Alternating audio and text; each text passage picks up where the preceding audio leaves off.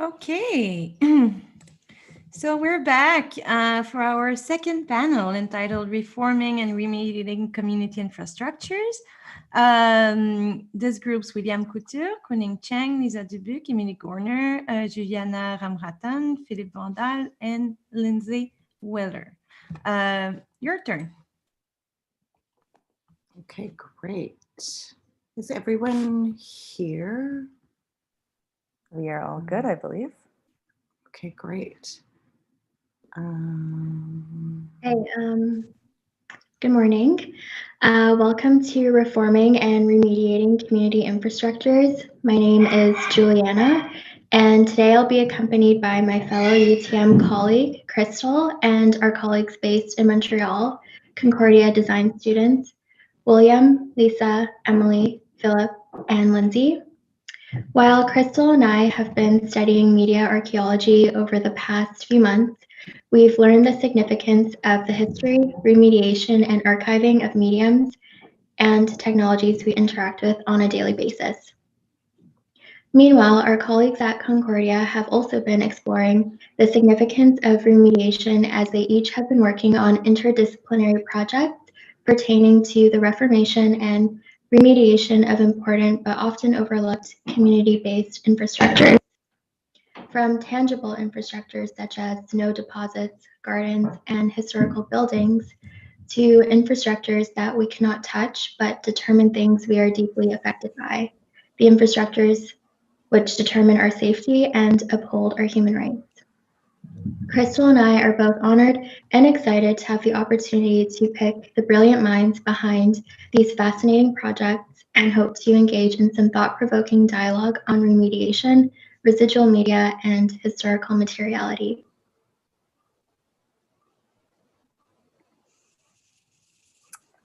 Hi, thanks, Juliana.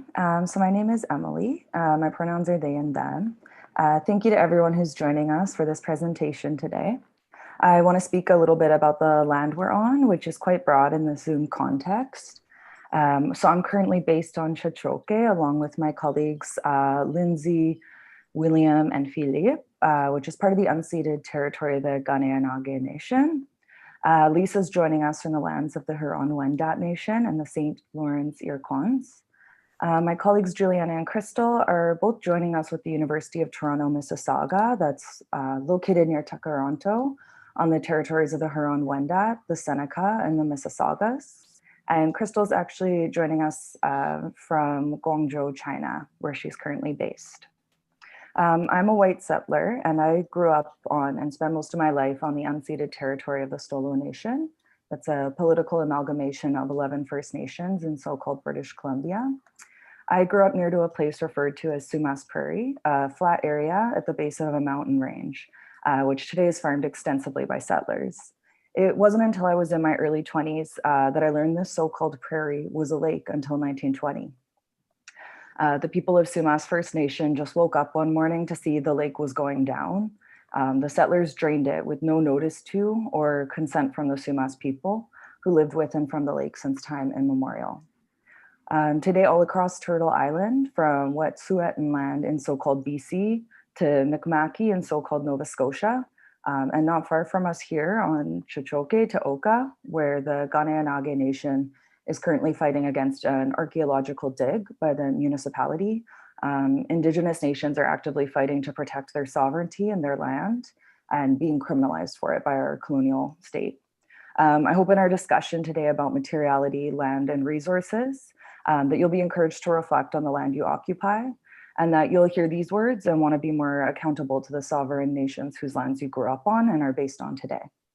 If you're interested in supporting land defenders, but it's new to you or you don't know where to start, feel free to get in touch with me, and I'll be happy to direct you to more Indigenous-led information for your region.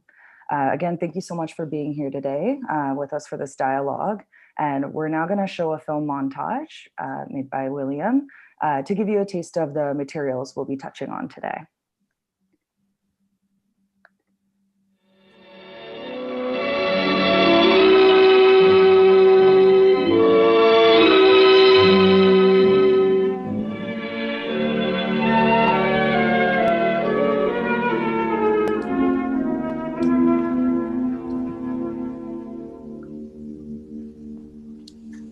is a world within a world in the earth at our feet, a world of living things, where the surge of life, wrought by nature's silent magic, brings forth the abundance that sustains our life.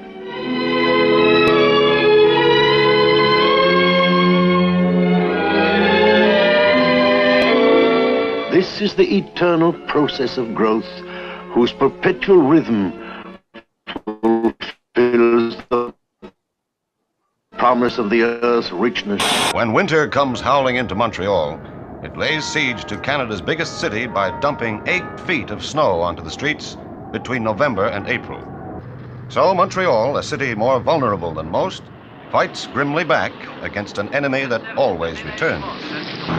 It takes a lot of heavy equipment: blowers, plows, graders, tractors, spreaders, and jeeps, 40,000 tons of sand, 20,000 tons of salt, and a mobile force of 2,700 men to fight these winter battles, to keep the streets open for traffic. And although the men of the city streets department look on snow as their silent enemy, up on the mountain, out in the country, anywhere away from the traffic lanes, Montrealers also know it as an unfailing source of beauty, pleasure, and delight. A familiar and ever-welcome friend. Catching fish isn't the only point. Swift water is a flow of strength. It straightens things out, puts life back into the mind. We've lived here by the river for 20 years now. That's time enough to get to know a community, which is an advantage to a magistrate. That's all. You know what jails do to young fellas. You can't do that to him. The water goes around. All the waters that are affected around the lake, like the creeks and the rivers, you know, we also acknowledge those waters. And when you offer your tobacco, when you concentrate, when you focus, you can feel and hear things that are of the element.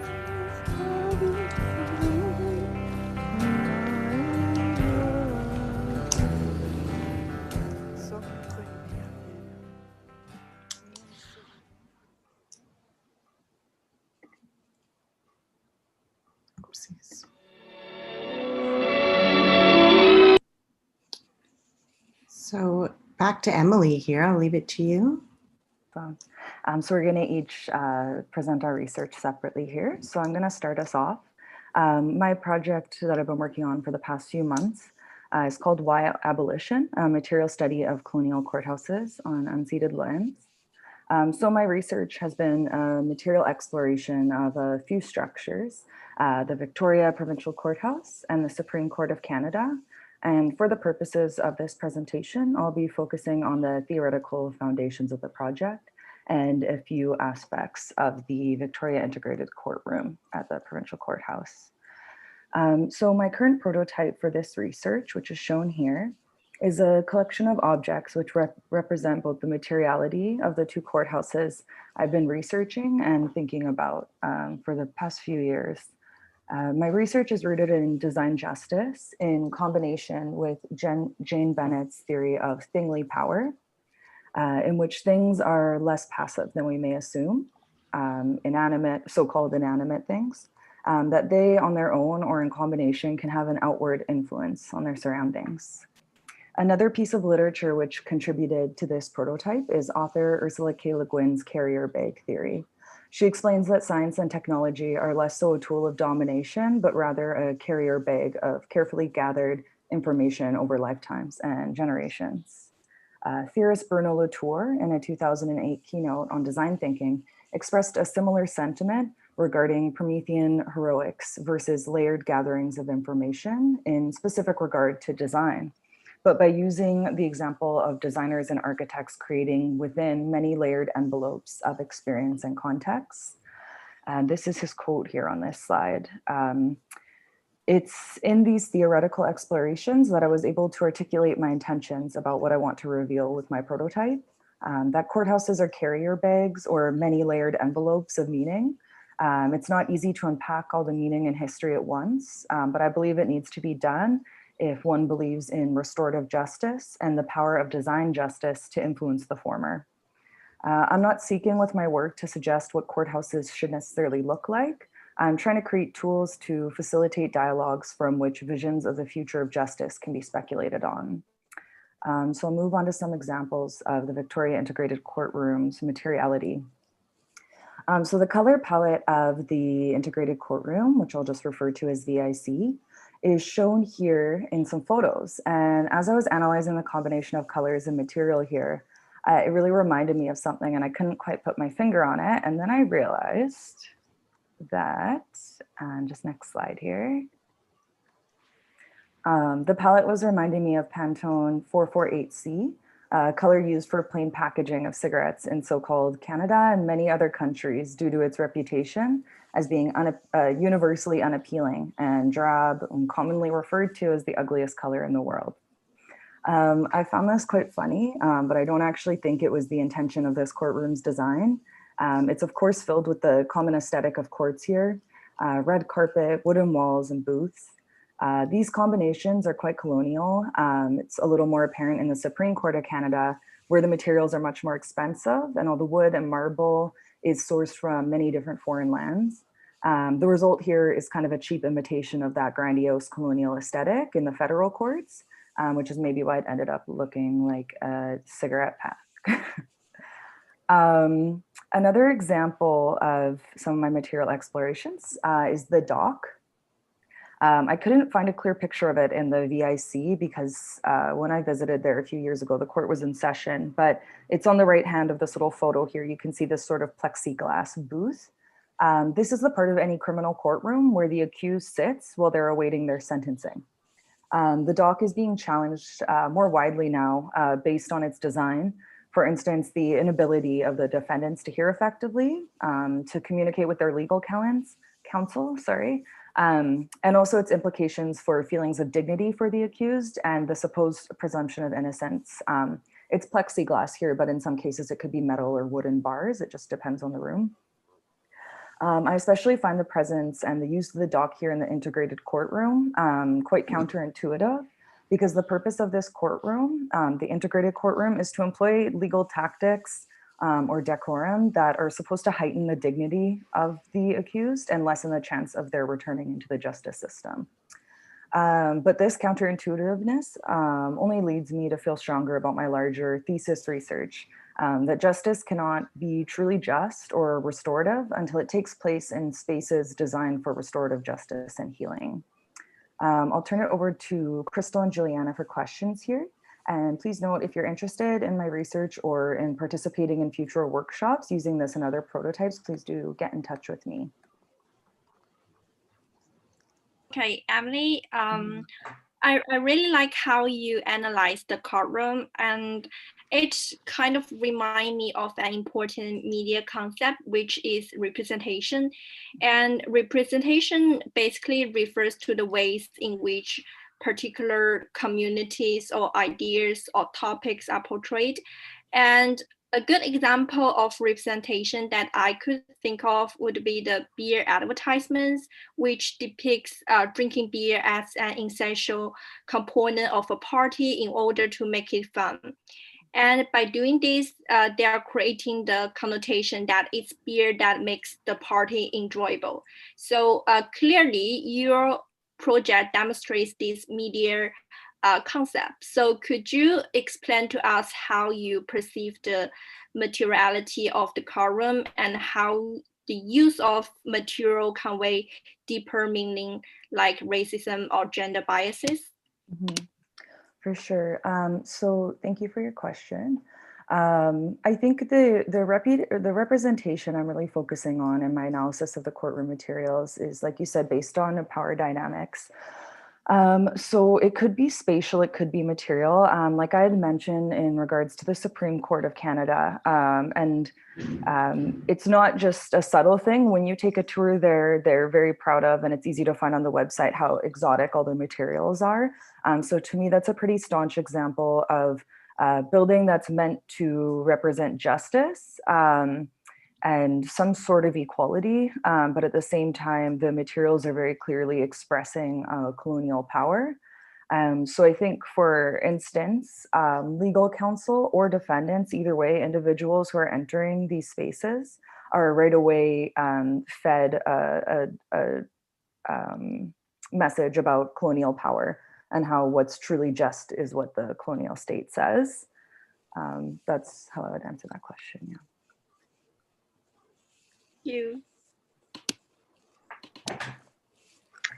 Hi, Emily.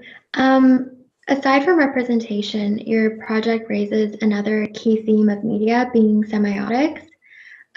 Swiss linguist Ferdinand de Saussure's dyadic model of the sign, which focuses on denotation at the cost of connotation, is reflected through the underpinnings of why abolition, as you acknowledge the contradictory connotations associated with objects in the courtroom, such as symbolic objects of justice and neutrality versus the inherent racist or sexist meanings they carry.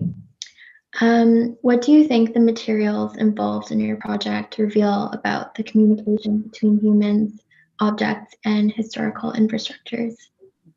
Thank you. So in regards to the theoretical foundations, I believe I've been really inspired by Sarah Ahmed's book, Queer Phenomenology. So the phenomenology of how we experience the environment around us, in combination with Jane Bennett's Thingly power, the idea that materials have a lot of power over us, and then especially when they're in their envelopes of meaning, which in a courtroom contains a really long colonial history. And then in regards to the semiotics, I think I really enjoy the aspect of Saussure's, the idea, I think it's like the binary of meaning, that it has two different connotations. And I think in the courtroom, for instance, in the integrated courtroom, this is really blatant to me, where the integrated courtroom was shaped specifically to handle the issues around addiction and mental illness in downtown Victoria. And so in this court, the judges will use a very much more casual way of speaking to the defendants. And sometimes they'll have a social worker by their side, kind of translating some of the legal jargon to them. And this is all meant to help heighten the dignity and the autonomy of the defendant. But in the case of the use of the dock, where in that courtroom, they do have all the defendants, because it's a really fast-paced court. They go through a lot of petty crime sort of charges. So you'll have a whole lineup of defendants, almost all with mental health issues, struggling with homelessness and addiction, lined up in this dock, brought out one by one. And so I think, although they're attempting with the rhetoric to change or lessen the inequality of this power dynamic of poverty being so criminalized, you still have the accused sitting in a dock, and you have the judge up on a pedestal, literally. So I think that's one of the ways I found that this binary of meaning can really be found. Thank you. Thank you.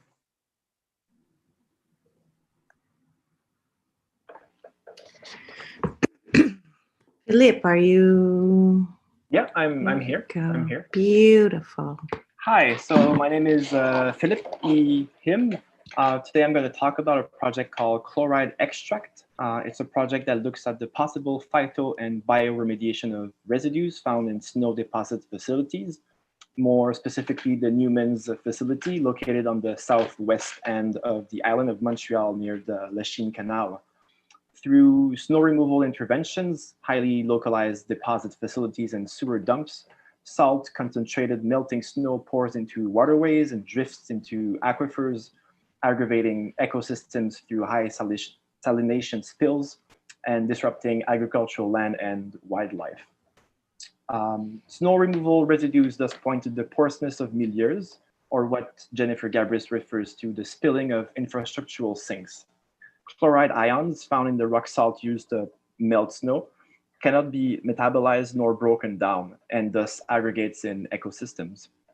By the way, they are toxic to about 10% of aquatic species and dissolve oxygen in wetlands. Next slide, please, Lindsay. Thank you. Chloride extract is a first attempt at reducing the salt concentration found in snow removal residues by infecting sugar beets with arbuscular mycorrhizal fungi. Chloride extract is also looking at reorienting the snow removal residues into a recycled soil proper for gardening.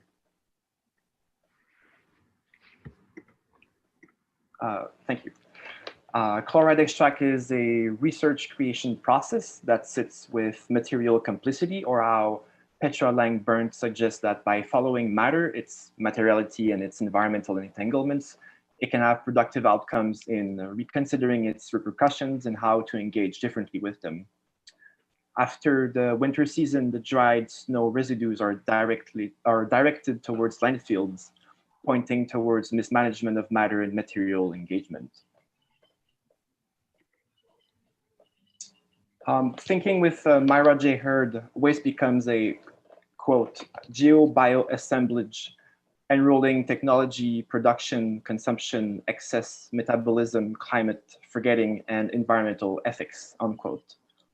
The act of dumping in landfills, of keeping waste out of sight, is an enactment of our consumerist matter of forgetting what is now not needed. Considering this statement for this current project, dumping snow in the sewers or deposing massive amounts of them out of sight seems to be an act of forgetting anthropocentric implications that are aggregated through the snow in its melted state, or acting as a visual, powerful bioindicator of pollution, or as a certain whitening of winter. Thank you. Thank you, Philippe. And then again, we'll turn it over to the media archaeologist students for some questions. Hi, thank you, Philip. In media studies, remediation is a theory that refers to the incorporation or representation of one medium in another. It argues that new media is not a break from the historical past, but rather an act of refashioning residual media. I think this concept can be exemplified by the goal of your project, which is to refashion or remediate a snow deposit into a beet garden, which, so my question is, what levels of interaction do the materials in chloride extract enable that will allow this form of remediation to occur? Thank you for the question. Actually, I mentioned infection earlier, but it's a symbiotic infection. So what happens is that the fungi induces genetic modification in the plant, and by doing so, the plant host becomes resilient to salt, stress, and drought tolerant. It also becomes more prone to resist bacterial and fungal diseases, which can be found through the waste that is left through the residues found in the snow deposits facilities. And the fact that the fungi would extend the roots, basically, of the plant, it augments the biomass of the plant and thus reduces the salt concentration through the metabolism of, for example, in that iteration, it's a beetroot. The fact that the beetroot is already very salt tolerant was productive for me, and also it can be reused. The beet juice can be reused as a melting tool for winter.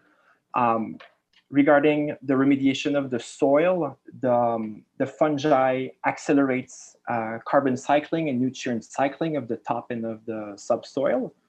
And the fungi also fixes nutrients such as nitrogen and phosphorus, which is hard for the plant to do. So the symbiotic relationship is basically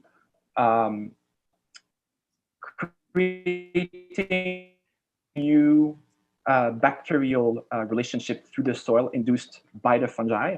And what is fixed by the fungi is exchanged with the plant for sugars to grow even more.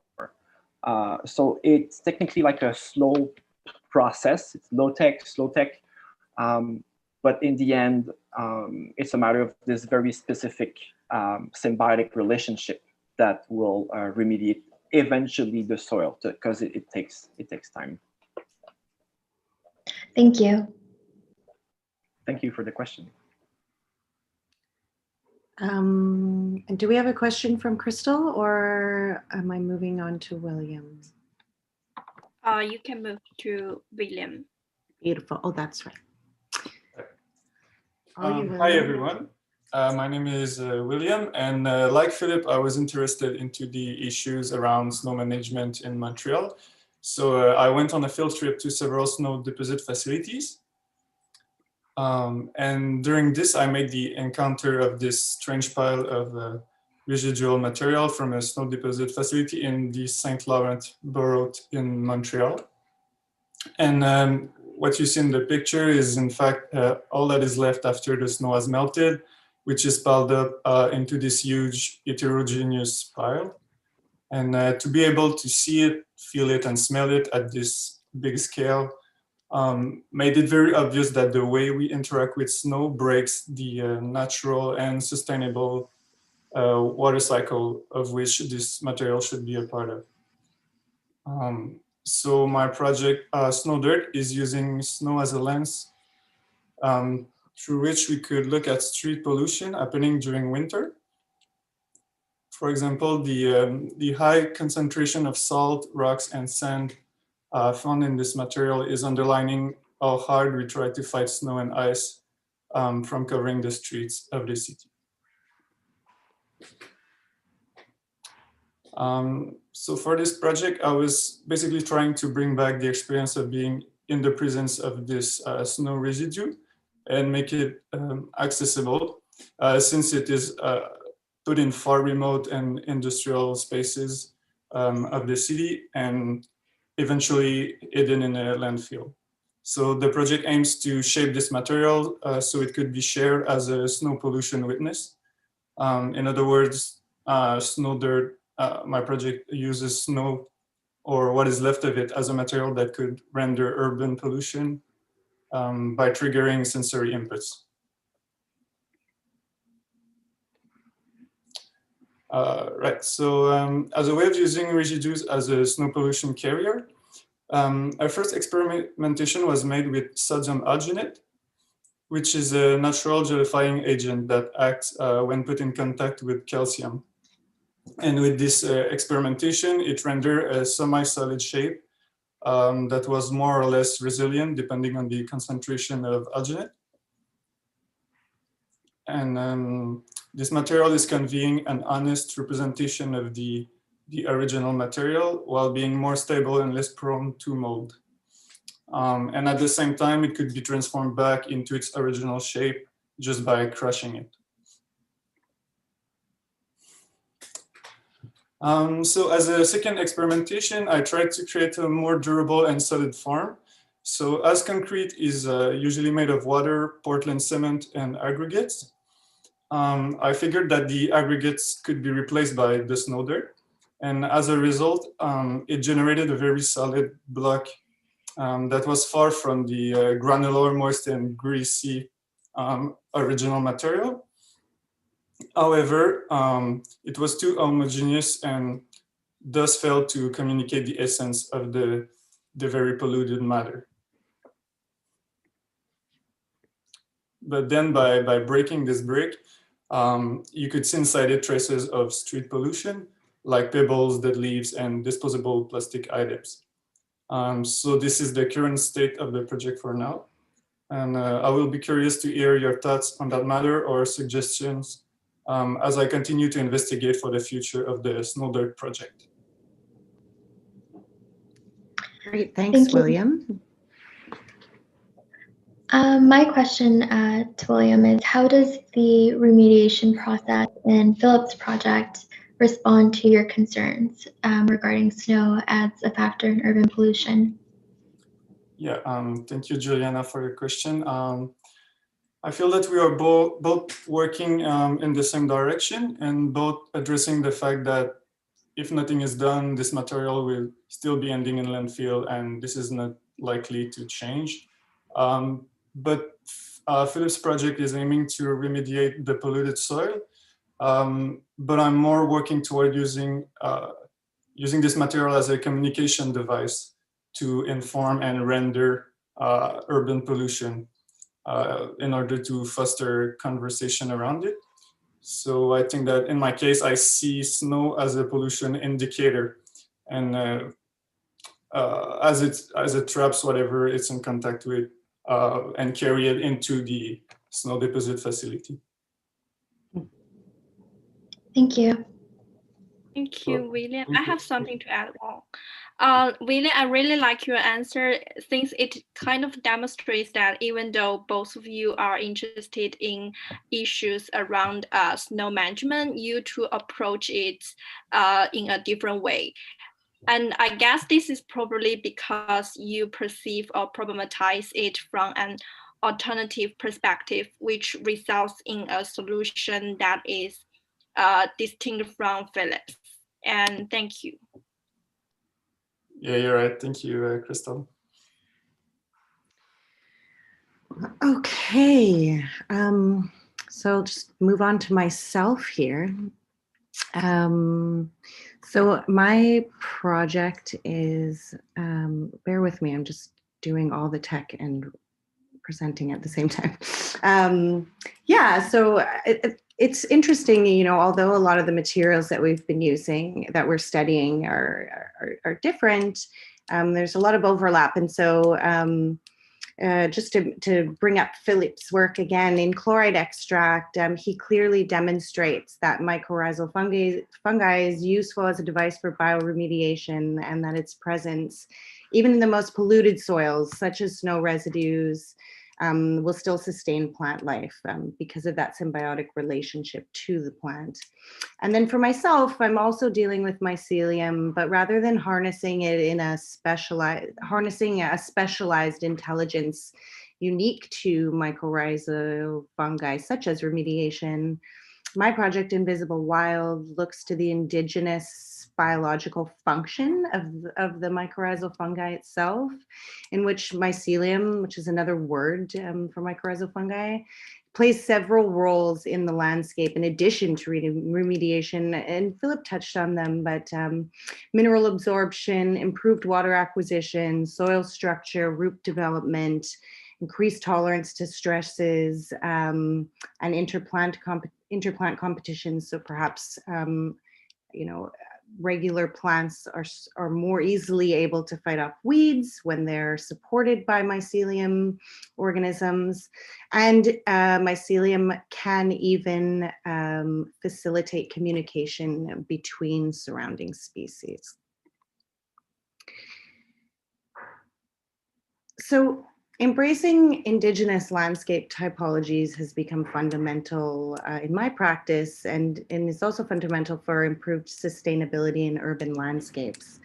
In urbanization, biodiversity, and conservation, urban ecologist Michael McKinney presents growing evidence for the negative impacts of urbanization and biodiversity, and most directly, this is happens in the form of habitat loss and fragmentation due to urban sprawl. So the opportunity to reconnect people with the land their urban centers are built on arises when we begin to design public spaces with city infrastructure and nature equally in mind.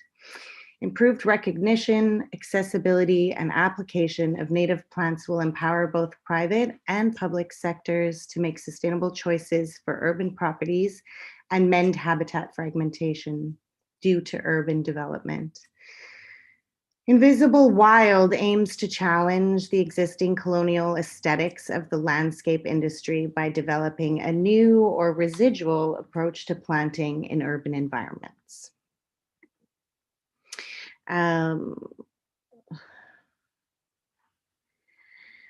So in Invisible Wild, my work, I'm seeking to meet the horticultural industry where it's at, so to speak. And so instead of expecting huge behavioral shifts and asking people to study permaculture and adopt, you know, lifestyle changes, that perhaps through design I can revolutionize the industry in a way that I'm revolutionizing the existing convenient approaches to landscaping that are so adored by the masses in our sort of more fast-paced culture.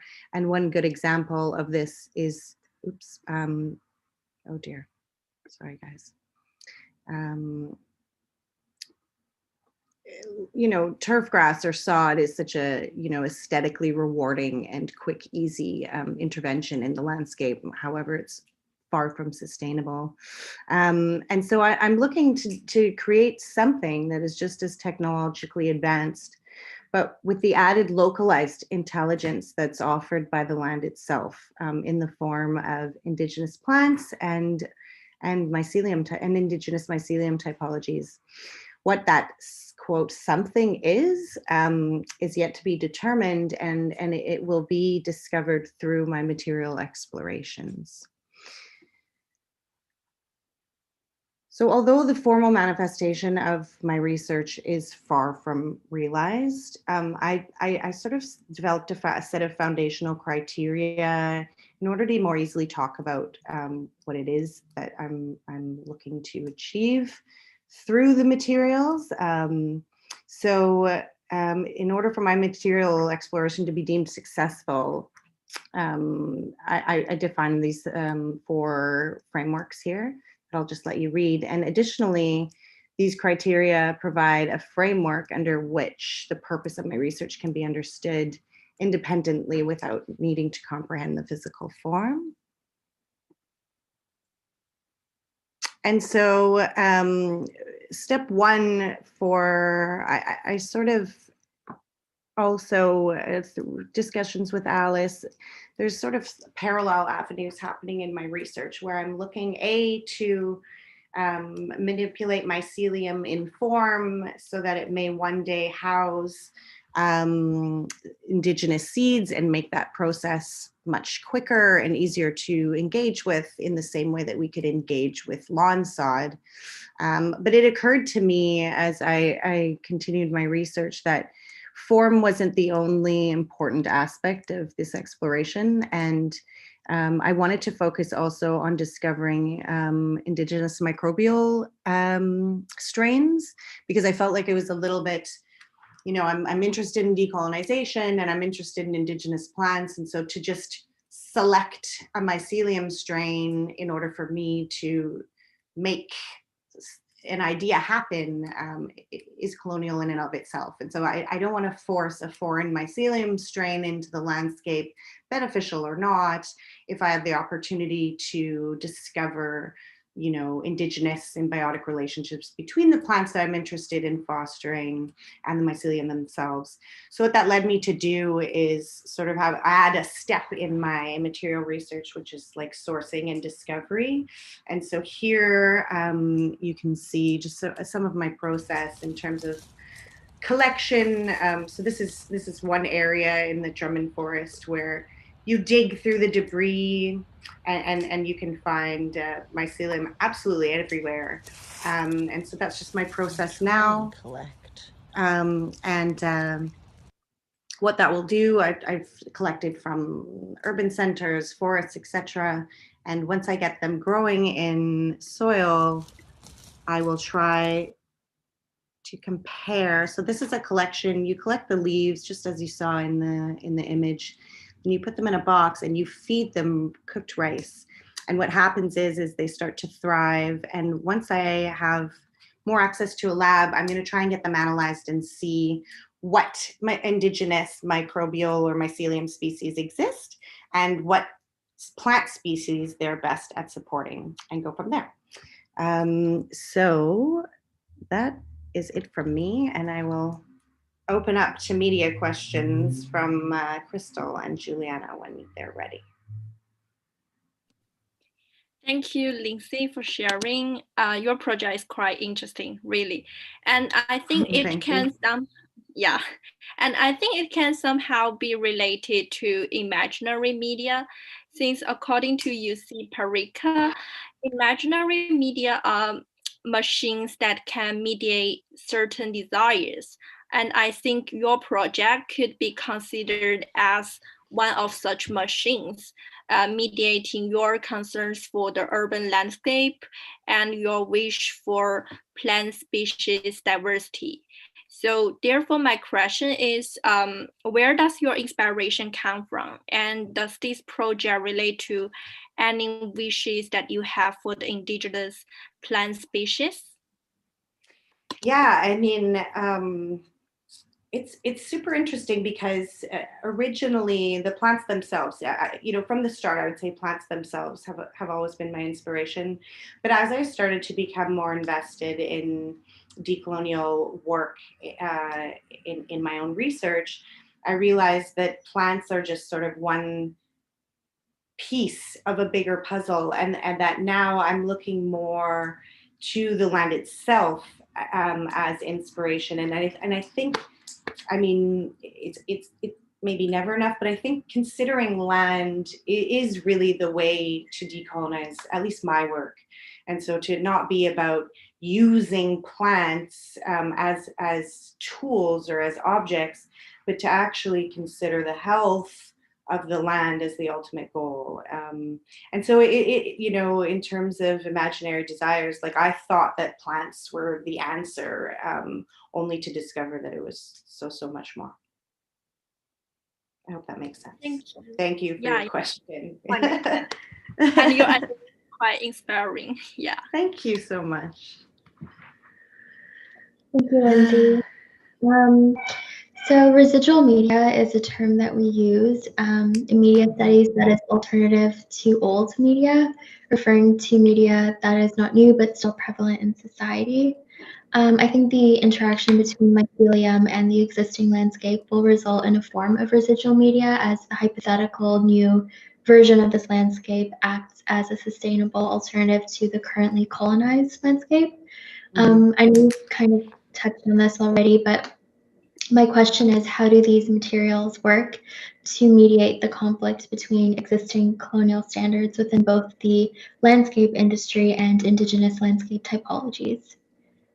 Yeah, I think I just doubled back to this slide because I think it ties in a little bit where, one thing that I really want to, residual media, and that the current formalities or aesthetics of landscaping are really quite blindly accepted by masses. And in my practice as a freelance designer, it was really hard for me to break people's perceptions of what a landscape in a city or a garden should look like. And so, and those standards have been set by settlers, by colonialization, and by capitalism as well. And so, I think that you've mentioned that it sort of seems like the result of my work will create a new form of sustainable landscape as a sort of new or residual media. And I think that that's true. I think that the fallacy that people sort of have adopted when it comes to indigenous planting is that it looks wild, it looks messy. I've shown my work to lots of people, and in my quote they're like, but aren't those weeds? So, to decolonize all of those through the material, we can sort of change people's idea. It's educating about the implications of the problem doesn't necessarily change behavior at any sort of meaningful scale. And so I do think that through materiality and even through accessibility and products available, that I think people are willing and interested to rethink the landscape, but they don't know how. And if we're only giving theories and ideas, I don't think that will grab people's attention. And so I do seek to create sort of residual media in the landscape, and I hope that I can get there. Thank you for your question. That's awesome. Thank you. Cool. So I will skip ahead to Lisa here.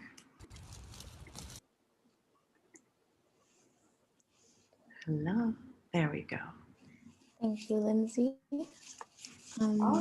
Is everybody ready for me? We are ready for you. Thank you. Okay, so my name is Lisa, and my project is called Clean Waters. So Clean Waters is a poster campaign that illustrates the water crisis in Indigenous communities of Canada. The goal of the posters is to bring awareness to a problem that many have been neglecting.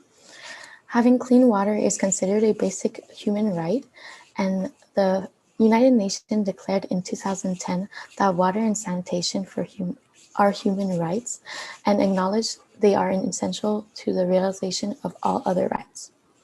Yet there are over 174 drinking water advisories in more than 100 First Nations communities in Canada.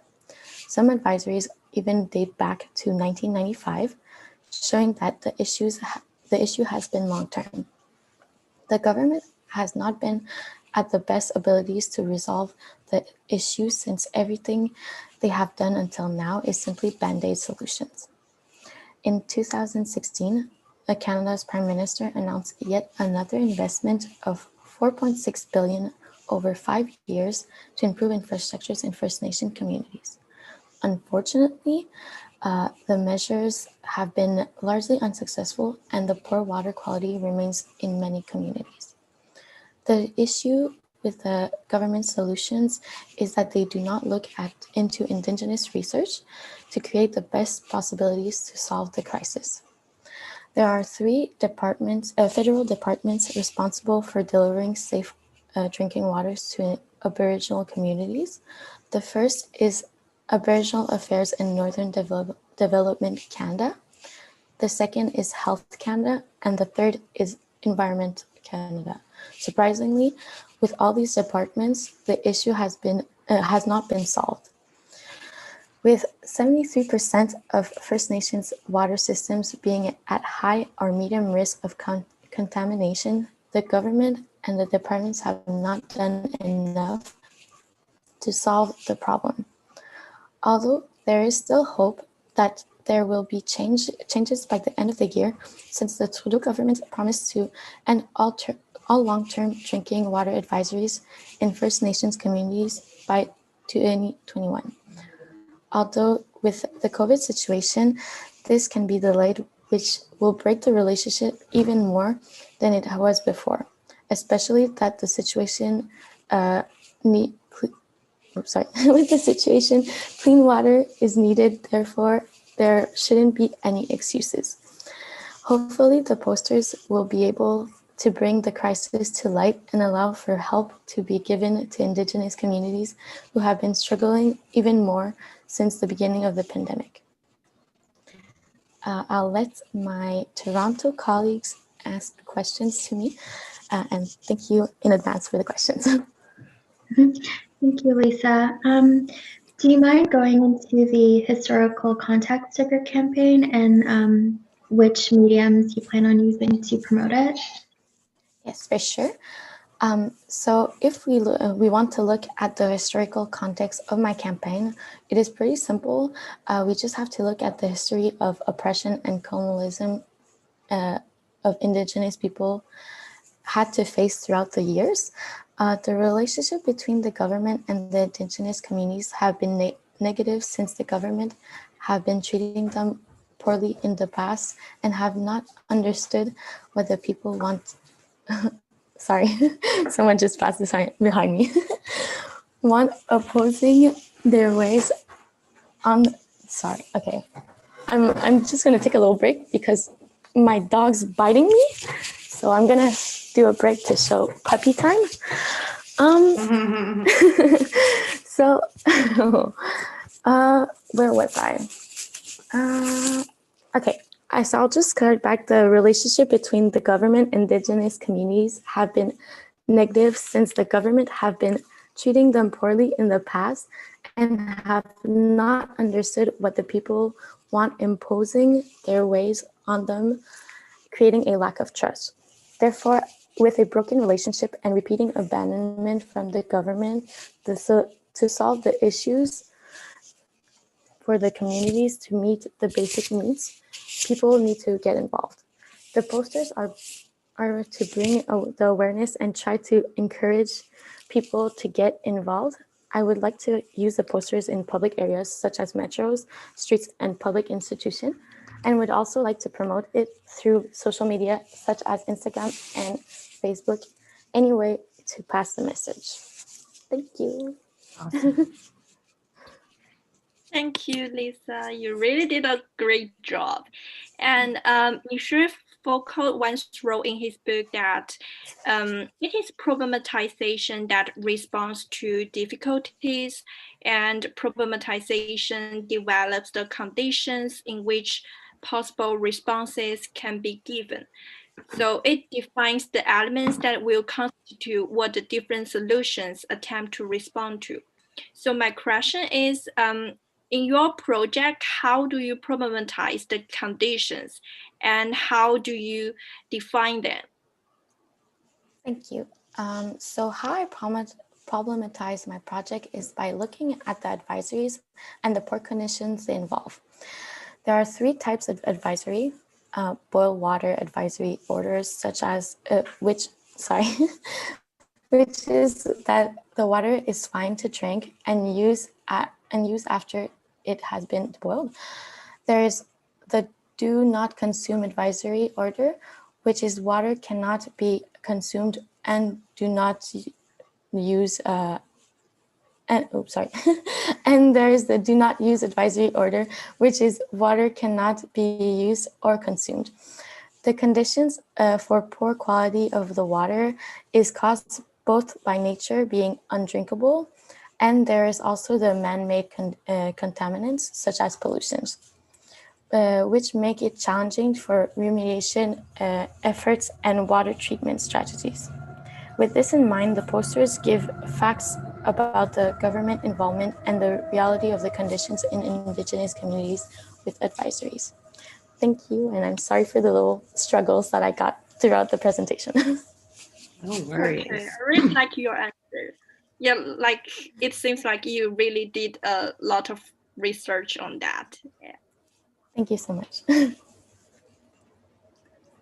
Awesome. Okay, so I believe, do we have some general questions at the end, guys? Or yeah, we have thematic questions. Yeah, so in this session, I'm going to ask some thematic questions. And the following questions are for William and Philip, since both of you pay close attention to the snow management, which means that you two have something in common. So, and given that I'm a media archaeology student, I'm interested in the archiving process. So my first question is, media scholar Gerald Lovink wrote in his book, My First Recession, that because of the speed of events, there is a real danger that a phenomenon will already have disappeared before a critical discourse reflecting on it has had the time to mature and establish itself as institutionally recognized knowledge. So for me, this quote is quite inspiring because it reminds me of the importance of the archiving process. So my question is, have you ever thought about how to archive your process to make sure that your ideas could be passed to the next generation?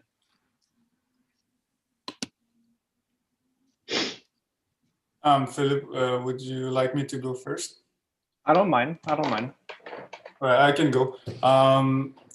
Yeah, thank you for your question. For me, I think that for now, I stabilize this kind of polluted material into a solid artifact. But this artifact is only documented through digital photography. But as I'm still in an early stage of the project, I didn't yet consider how would it be shared and made accessible, but for sure it would mean distributing the material directly to people, because I want it to be engaged with by the senses of touch and by looking at them, smelling them. So yeah, that would be like then the next iteration to the project to consider this aspect. Thank you. And Philip? Yes, well, in terms of archiving, I already put the project on my personal website if ever you want to go look at it. But I mean, the archiving idea is very interesting because the process itself is an archive at a certain point, and I feel that I could take pictures, I could have videos and such, but I mean, I feel it's just like a matter of of sharing it through, I don't know, maybe open source sort of community. I mean, mycelium is also like a very well-known sort of entity for gardening. So I mean, it's still pretty obvious to use it like as a phytoremediation, bioremediation sort of process. But for sure, I'm gonna show more iteration through my own website and maybe do workshops. So the archive is sort of like disseminated, let's say. Thank you so much. And yeah, we know that the digital age provides us with great opportunities to share our ideas with others. Like, for example, people nowadays express their opinions and attitudes via social media networks such as Facebook, Instagram, or YouTube. And one of the key questions in media archaeology is how to archive the internet we are using today. And I learned that there are many websites that provide social media archiving solutions, like aiming to capture records from social media networks. And it appears to me that both of you try to adapt to the digital age in your archiving process. So it's really good, yeah. And that's it. If I can reply to this comment, it's true that like we had to use digital media to communicate with you, but because of the COVID pandemic situation. But I think that in my case, the product is like fundamentally a physical one, and like analog photography to archive it could just mean to put it in a box in a storage, but that wouldn't be very wide scale solution. However, I think that if it was to be expanded, like to use this material to build cobblestone and use it to build street, that could be a way of archiving this material of this project into actually the street and the city, like a kind of architectural, archaeological presence. I think for the project also could be a kind of, because you will find the product of your project directly into the soil, so it's kind of archived in nature. I don't know if it's... You just made me think, you know, that, William, sorry to interrupt, it felt like you were finishing your sentence, but, you know, that like, once you have an established like indigenous thriving landscape, that it's almost, we've gotten to the point where those plant species are so limited that just by planting them themselves is almost a form of archiving. Just the Toronto, you made me think of that, because it's like once they're there, then they're producing more seeds and they're spreading the seeds and and so it's the idea of like, how do you archive in a digital age? How do you archive materials? You know, in a way that we can really engage with them. That's super interesting. To me, it's like super simple, you know, in terms of, yeah, like you said, you could put it in a box, but, you know, the digital age in material research is really interesting in terms of archiving. So thanks for the good question, Krista. I think, Philippe, your idea of starting with the website, I think that's a really great place to start, because with the internet, we discuss a lot about multimedia in our course, and you can incorporate videos and photos and text and all kinds of things to that people can refer to like years down the road. So I think that's really great. Awesome. So is that, Juliana and Crystal, is that it for your media archaeology questions? Yes. And so I think we were just going to leave the end of the program and open it up to questions from profs or the public or whoever else has anything they might want to add. Hello. Hi, everyone. Hi. Hi, Larissa. Thank you so much for your presentation. It was very interesting to see your different perspectives. And I'm particularly interested in the your last sort of question about archiving materials in the digital age, because it's something that's concerning me as a textile designer and somebody who's really researching materials and textiles. So I mean, obviously we can, like William said, we can, you know, record it, you know, through photos and, you know, disseminate on the web because it's so accessible to everyone. But what other ideas have you guys, you know, you designers and media archaeologists been thinking about as alternative ways because you kind of lose the tactile sense when it's on digital. You know, it's visually engaging, but how do you think you can communicate that as designers? Philippe's there. Yeah, go, Philippe. Okay. Well, going back to the digital realm, what could be interesting for my personal project, for example, would be to have a map where I would have used that very specific soil, and then you can go see if it thrives or not. So in a certain way, the archiving is material, but the accessibility to it would be digital. But in the end, you still keep this tactile or haptic sort of approach to it, which could be interesting. Yeah, I think they have to go hand in hand. Like, I don't think the digital archiving can ever really replace the tangible, unless we're like in a full-on virtual reality. I think there's obviously, you know, tools you can use to express different feelings in a photograph or a video or an illustration. But I don't know if I personally wouldn't feel like I don't necessarily want the digital to ever fully replace the way we tangibly experience things. Awesome. And archiving looks so different. Okay. Go on. So, well, I'm not sure. I think Patrick has a question. So maybe if we're stumbling around on this one, we can move on to Patrick. Sure. So my question is a little bit multi-layered, but any of you can tackle it. I'm interested in the relationship between humans and the environment, and how I feel like a lot of the problems, thinking both about plants, mycelium, and also about our relationship to snow, and thinking how we have this in the city and humans in general in our modern Western societies. We have this need to sort of dominate our environment. We feel like we are sort of kings or queens trying to control our environment. So I was struck by this when you said, Lindsay, about you talked about having these little parcels of grass and stuff, that we try to keep things very, very controlled. So I'm interested in practices that can subvert this relationship of control. And I'm wondering, have you explored other speculative design practices that are working to help provoke a reappraisal of this relationship?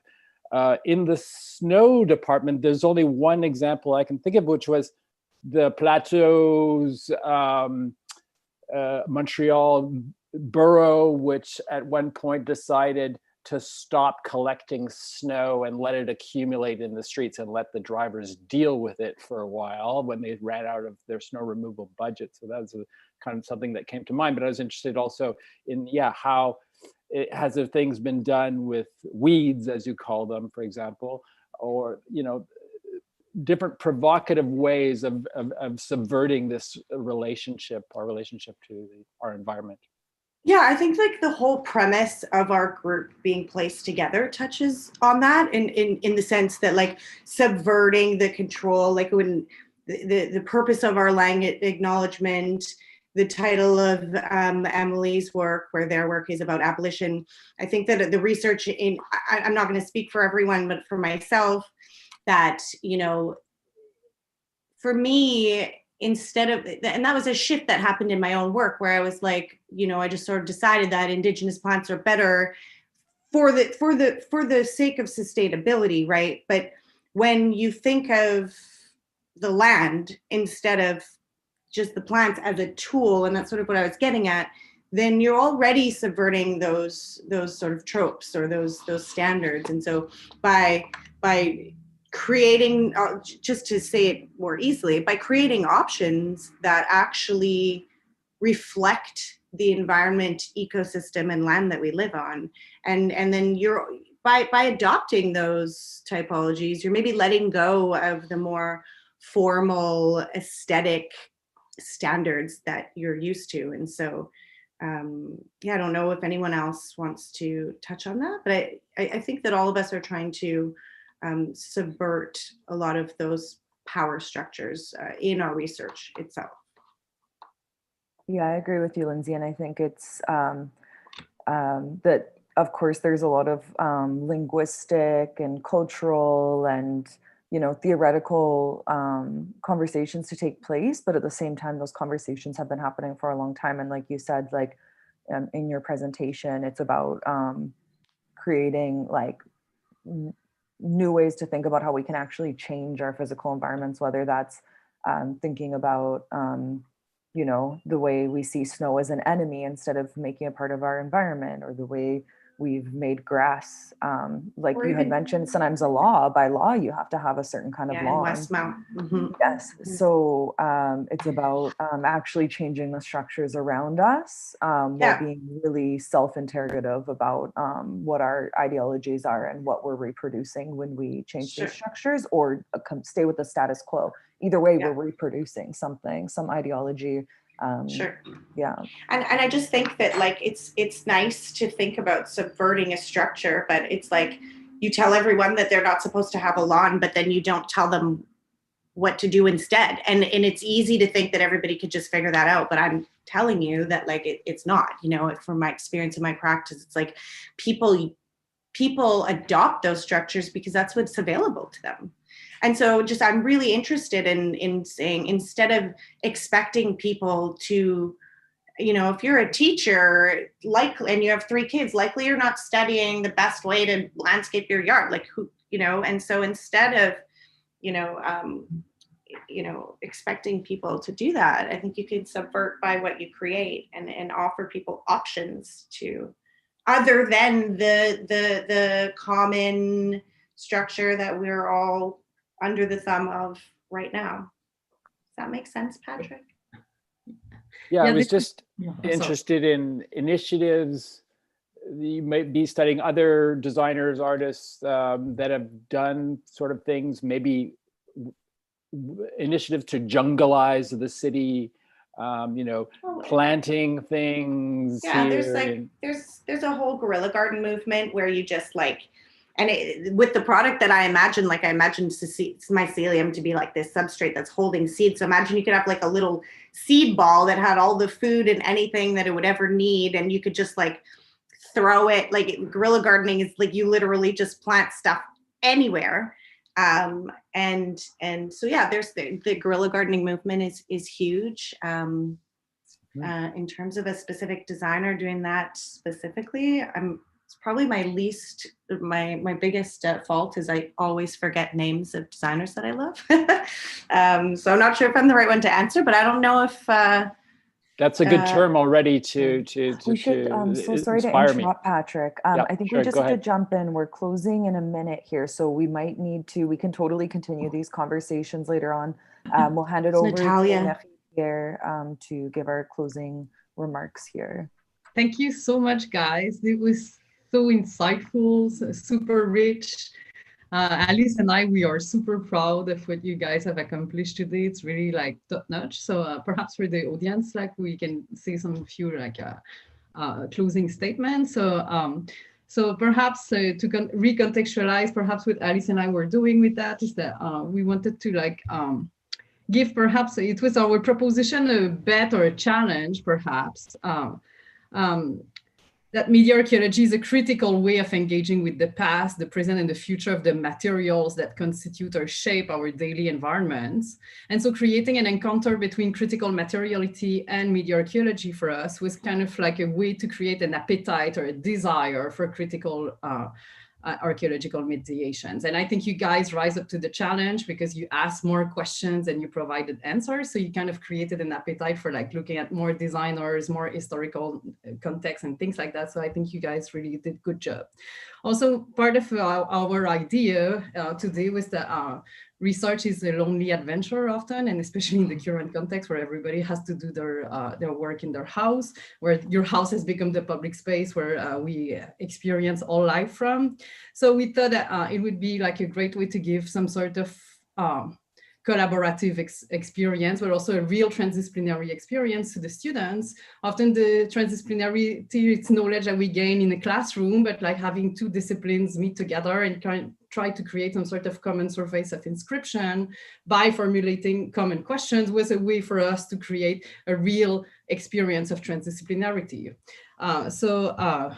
We think that the future of academia relies probably on the new forms of collaborations between disciplines and practices. So this is for us some sort of political intervention within the future of collaborations in academia.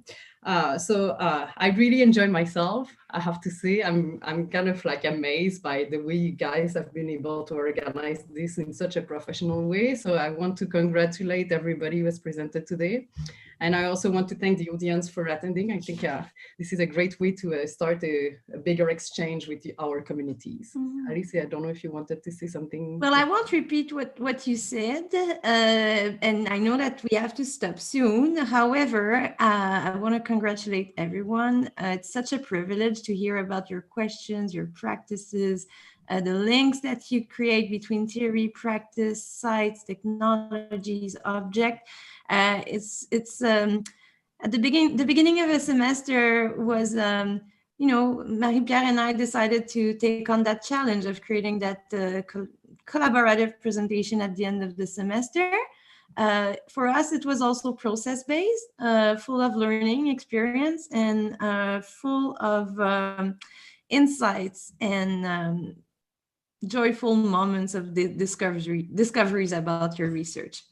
And that being said, I'd like to invite everyone tomorrow morning at 9:30 for critical archaeological mediations session 2. So same time, not same Zoom. Same place. I'll resend the email. Same time, new Zoom. But same YouTube channel. Yeah. Thank you very much, everyone. Thank you. Have a great afternoon. Bye. Take care. Bye. Thank you. Thank you. Bye. Thank you.